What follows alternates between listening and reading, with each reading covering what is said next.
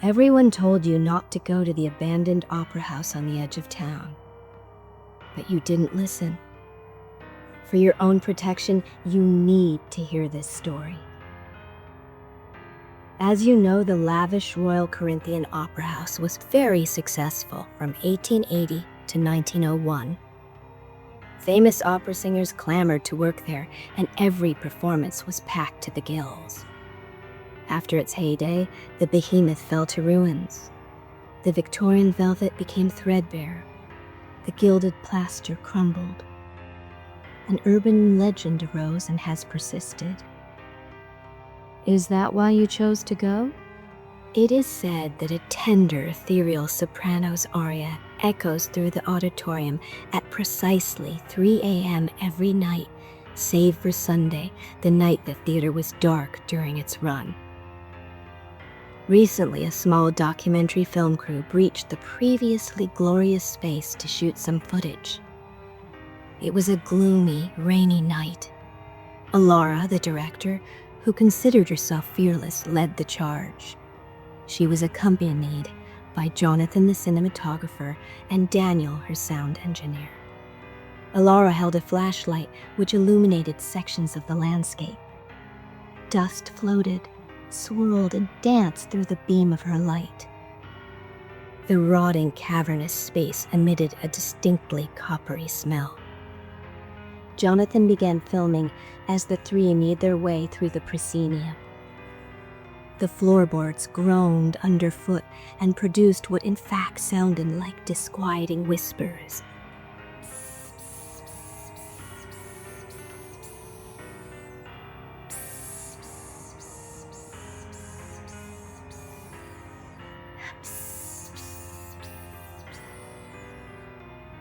As the interlopers stepped on the stage, the massive velvet curtain began to draw back, repairing as it did so, turning a deep shade of crimson. The stage floor transformed and became pristine too. A puddle of red liquid seemed to shimmer at the center.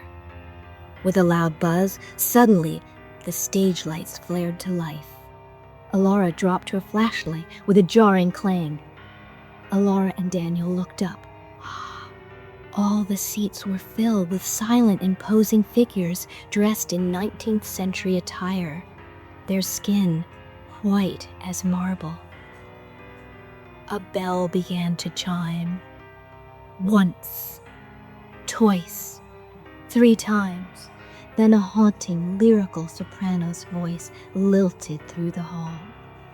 Jonathan lowered his camera as the music enveloped them, pushing them to the center. As they neared the viscous liquid, it reeked of the coppery blood smell they had ignored in their initial trespass. 6 figures emerged from the wings. An exquisite porcelain-skinned woman stopped singing and began rhythmically clapping.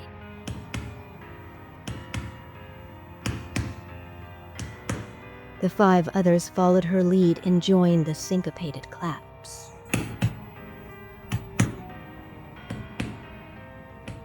They surrounded the trio, and with a single gesture, she silenced the group. The doors at the back of the theater slammed violently shut. Alara, Jonathan, and Daniel couldn't run. They were enthralled, captivated by the woman's unnatural beauty.